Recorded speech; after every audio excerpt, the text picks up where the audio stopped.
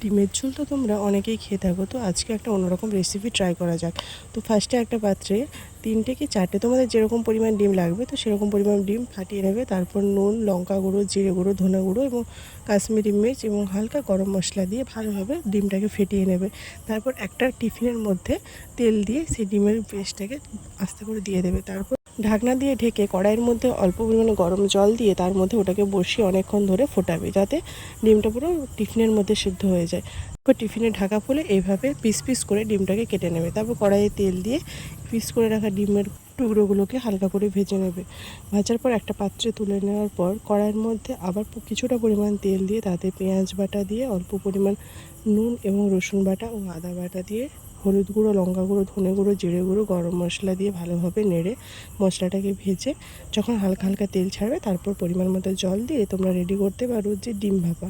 রেসিপিটা ভালো লাগলে তোমরা বাড়িতে ট্রাই করতে পারো। আর প্লিজ আমার পেজটাকে ফলো করো, লাইক, কমেন্ট, শেয়ার করো। টাটা।